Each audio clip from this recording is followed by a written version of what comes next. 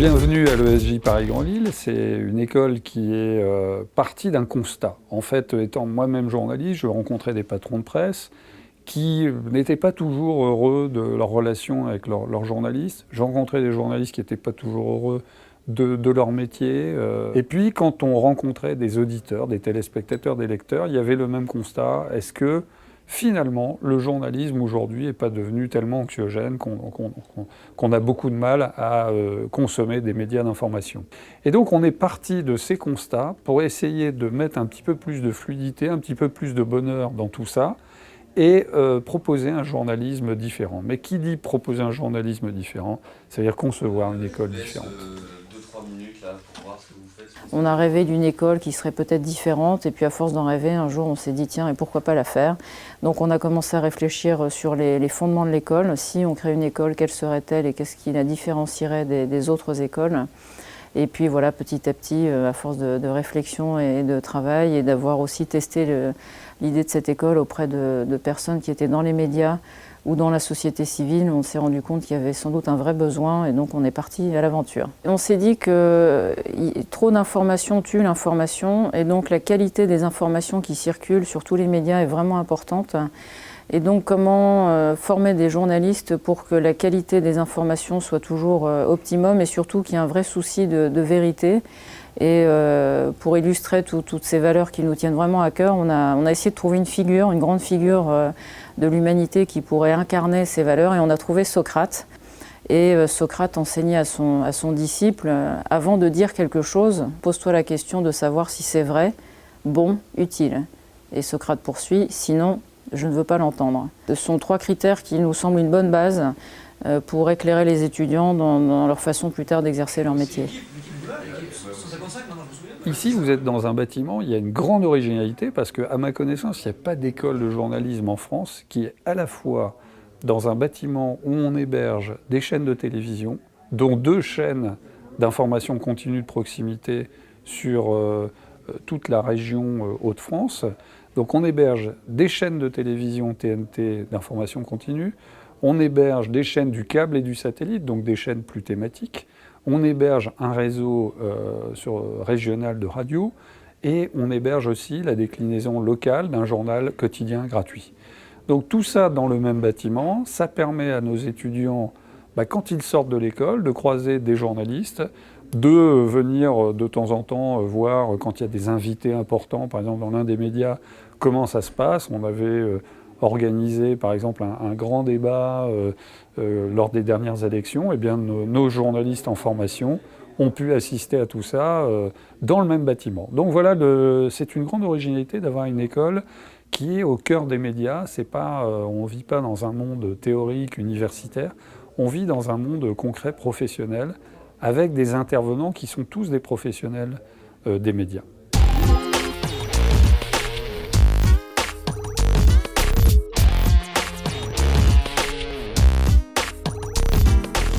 Le diplôme préparé est un master.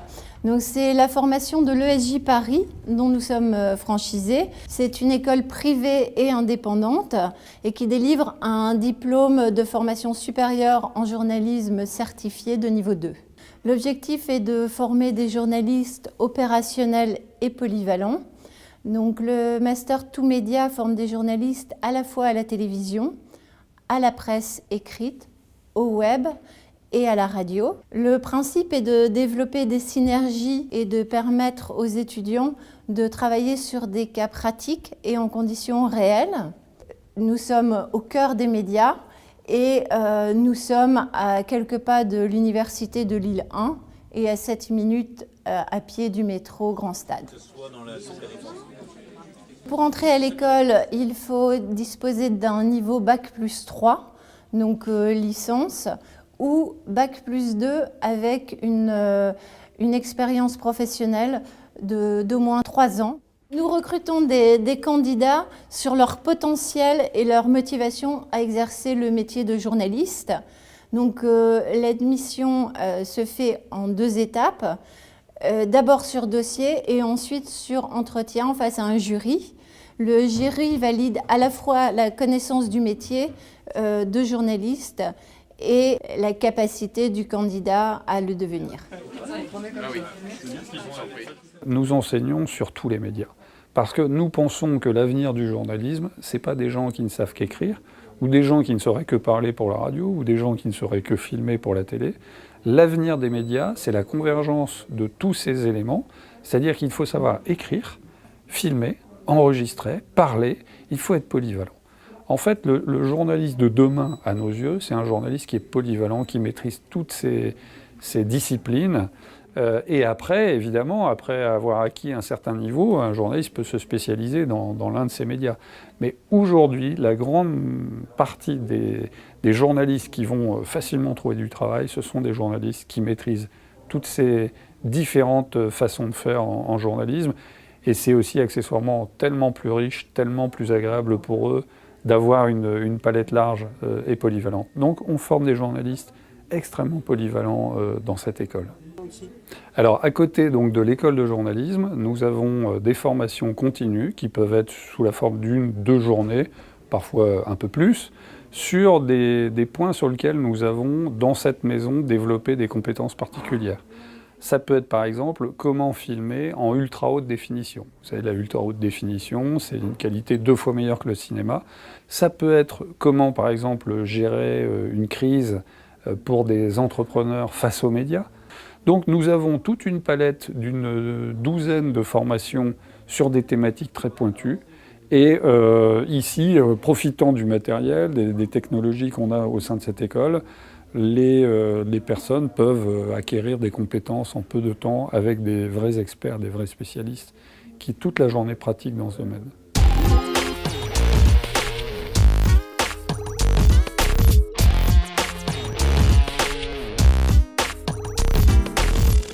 Moi, j'ai décidé de procéder à suivre cette formation par l'intermédiaire d'un master en journalisme tout média, qui permet d'aborder les différentes disciplines du journalisme d'aujourd'hui, à savoir les disciplines traditionnelles comme la presse écrite, la radio, la télévision, mais également l'évolution du métier. Donc une formation en web, en numérique, de manière à posséder un peu toutes les facettes d'un métier qui a beaucoup évolué.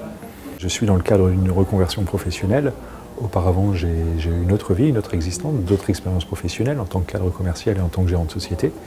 Mais en réalité, je voulais être journaliste depuis toujours. Et donc, j'ai profité d'une annonce que j'ai vue paraître dans La Voix du Nord sur un concours de sélection à l'ESJ Paris-Grand-Lille. Donc, j'ai procédé à cette sélection et j'ai eu la chance d'être retenu et de figurer dans le Master 1 qui a été la première promotion qui a démarré en octobre 2015. L'intérêt, c'est de pouvoir pratiquer au terme de cette formation. Parce que journaliste, tout le monde peut l'être. En réalité, c'est une méthodologie très particulière, surtout aujourd'hui où tout le monde peut se prétendre journalisme. En réalité, c'est une méthode très particulière, avec des enseignements très différents, qui nous sont proférés ici par des intervenants de qualité, qui sont chacun des professionnels dans leur domaine. Ils apportent chacun leur expérience, leur regard sur l'actualité, et ça nous permet justement d'avoir le discernement nécessaire pour pouvoir prétendre pratiquer cette profession avec le maximum de déontologie, sachant que la qualité première d'un bon journaliste sera sans doute et restera la curiosité. L'idée, c'est peut-être qu'il y a un truc à aller chercher. Et donc, on commence à bosser et à se renseigner. Et pour ça, pour avoir le début du fil de l'enquête, il faut toujours tirer un fil. On a souvent eu des intervenants de qualité. Ça a été le cas ce matin avec la présence d'Ave et L'Homme, les 2 journalistes du Monde qui ont écrit un bouquin qui a été largement médiatisé sur le président Hollande. Et donc, ils ont recueilli les confidences de Hollande pendant son quinquennat. Et ces 2 journalistes sont venus à l'école pour faire partager justement leur expérience, et notamment sur le journalisme d'investigation, qui est une forme de journalisme de plus en plus répandue. Ses amis, ses réseaux, etc. Bon, très bien. La plus-value, c'est sans doute sous différentes formes. C'est-à-dire qu'au-delà d'avoir un esprit très curieux, il faut appliquer une déontologie. Ici, c'est le fil Socrate qui est le fil conducteur de l'école. Donc toujours vérifier l'information et puis qu'elle soit bienveillante. L'information n'est pas forcément trash, elle peut être bienveillante et c'est ce que l'école nous enseigne ici. Et justement, la plus-value nous est apportée par les intervenants qui apportent leur regard, leur expérience et qui permet justement de concevoir le métier dans sa globalité et d'avoir, tout en gardant son point de vue personnel et le faire partager au plus grand nombre.